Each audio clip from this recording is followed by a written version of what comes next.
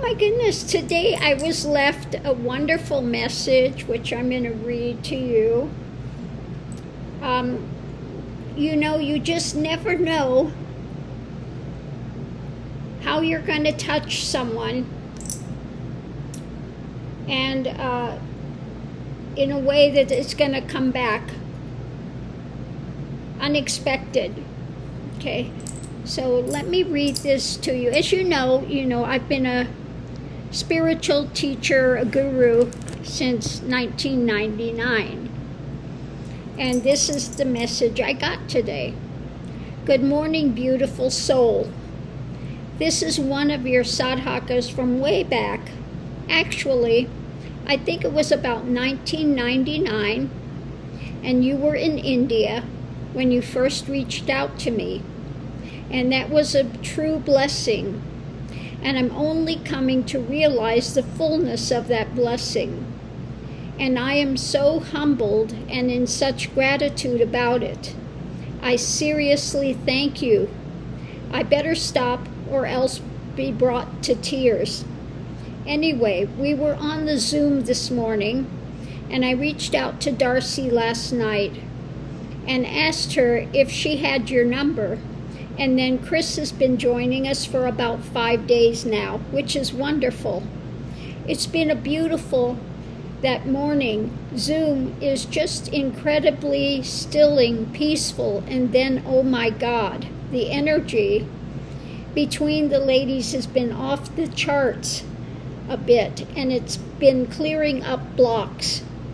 It's opening up the bodies, and it's a whole new sensation in the head that I've never experienced before. That is being opened up. But anyway, I wanted to extend a beautiful invitation to you. If you're ever any movement towards this, any leanings towards this, you're welcome here. I actually have a new place. I'm moving this whole month, and it's been about moving to 2.5 acres. It's next to Waikapu Stream. The land is just, it's so amazing. I have my own little shanty. It's a studio, but it has a loft as well. And Darcy's been there, and it's just beautiful. You can hear the stream in the day and the night. But I'd even pay your airfare, but I'd also be your chauffeur, and you have lodging. So how can you resist that? I'll take you around. We'll see Maui, and that would be such a blessing for me. But I wanted to say that to you, extend that invitation.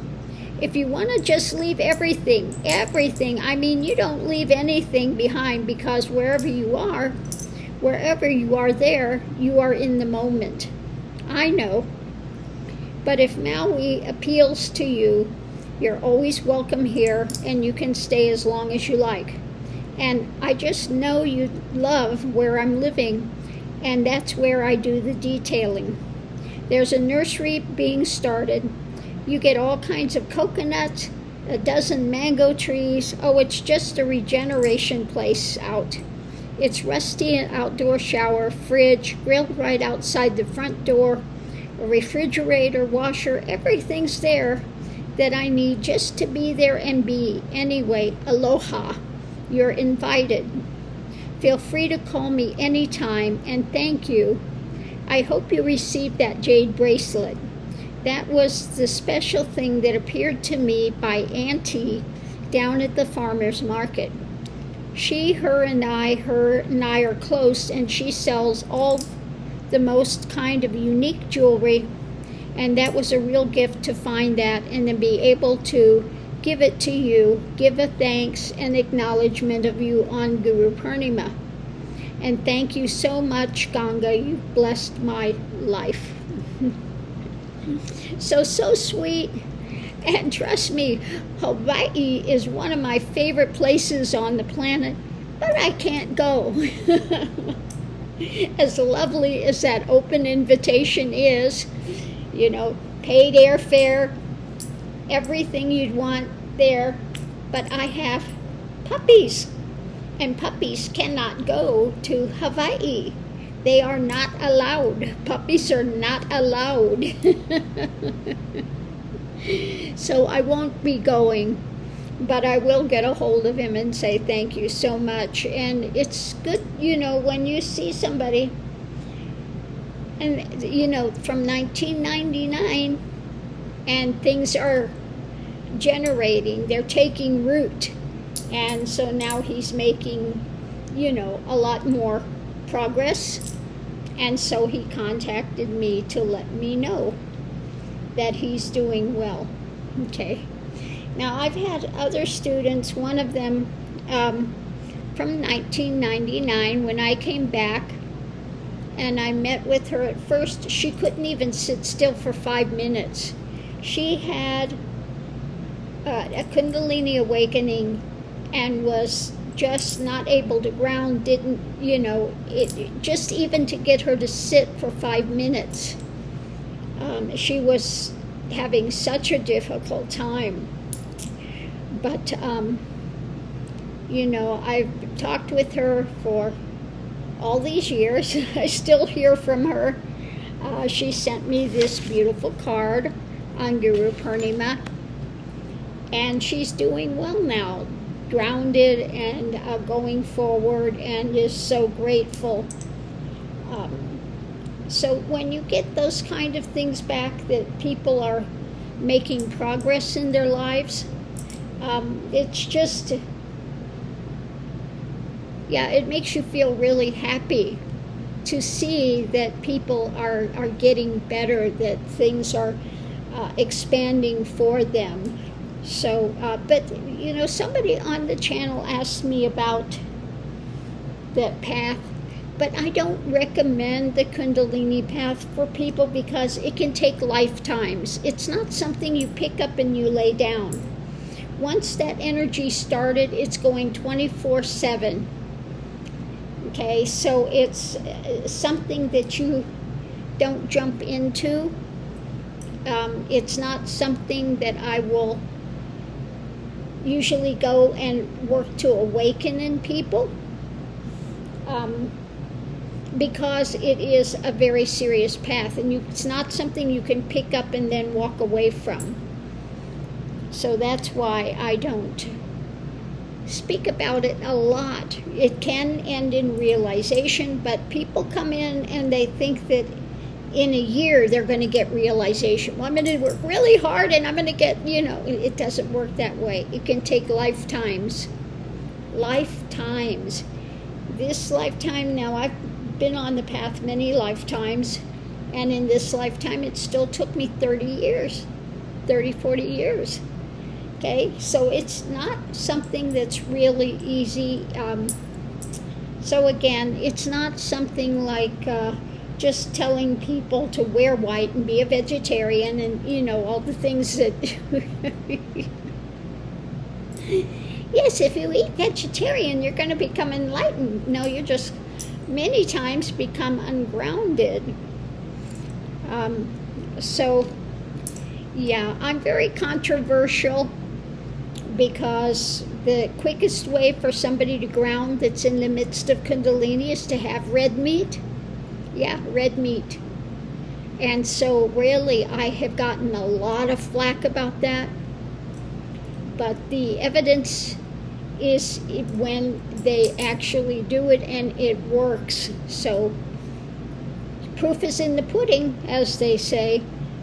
So I can be very controversial, but if people understood Kali,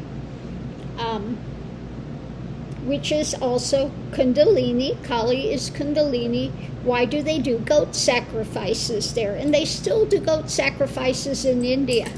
Okay, there was one girl one time that was, I'm gonna out them. They're doing that. They've been doing it for centuries. Okay, centuries. There's a reason. Because, again, it's very grounding. And life is here in 1 second and gone the next, So there are a lot of reasons behind it that's there, in understanding what Kali is. And if you've read the Chandipat, you know that she was there to fight the demons. And what was the biggest demon in the end? The most difficult one to fight? Ego. Ego. But it's just, if you read it, it will tell you about the path, what the path is, things that you use on the path, the pike of determination and prayer, and all these different things you use. And what they're fighting are the errant, ego, anger, jealousy, rage, all of these types of things. So basically, that's the story, that these demons were taking over the earth, and they had Kali come and fight the demons. Now, Kali wears the skulls around her neck, and the ones that the skulls around her neck are liberated ones. When she vanquished them, they were liberated. Okay, and it's got one part of it. There are 10 different aspects to Kali, the 10 Mahavijas, and each one of them, Maha's great life, okay, Mahavijas, and each one of them works on something else. Like Chinamaste is the one that when they cut the head of the demon, which are thoughts, all these thoughts, and these thoughts spring up, and when the blood touches the ground, it springs up 10 more thoughts, okay? So I know it sounds really graphic, but there is a story behind it which makes sense. They cut the head of the demon, and she's the one with a big mouth, and she drinks all the blood or all these thoughts before they can hit the ground and manifest into more thoughts. So, again, if you read it, you can understand different parts of the path and things that take place along the way. Okay. Now, a lot of people get really scared at her because it is frightening to go into that void, and you have to face your fears. That's part of the path. You face your fears. You don't run away from things, and that's it. That's it. So anyway, that was a very nice one I got today. I also did hear from somebody before when I was in India on the Guru Swami Ji channel. You'll see where I'm dressed in my sannyas clothes at that time, the orange. And this guy was there, and I blew like this, and it awakened his things. The Kundalini was going, and he contacted me a number of years later and said it's still active and he's doing very well. So always good to hear that somebody is grounded, balanced, and doing well and going forward. But yeah, this stuff is not a joke. People think you're playing a game, it's fantasy. Well, it's not. It's not. It's like he said when he's on the Zoom and they're having the meditation, that energy is linked up and connected. And there are darshan videos. Darshan means sitting with or viewing of the Guru, etc. There are darshan videos on the Guru Swami Ji site. They're just as active now as when they were done, the day that they were done, okay? So if you are sensitive to energies, you would probably pick it up, what's going on there. So anyway, all this to say, you never know whose life you're going to really impact, okay? And it doesn't necessarily have to be a spiritual path. It could be something in life, some tip or something you've said to somebody that plants a seed that really resonates with them, and they may not get it right away. It may take a number of years before something happens and it finally clicks, okay, and a door is opened for them. So it's like that, what is that one movie, The Butterfly, where everything is connected? It's like that. Everything is connected. And so you just never know what seed you're planting and how it will benefit somebody in the long term down the road. So thanks for tuning in, and we'll see you online.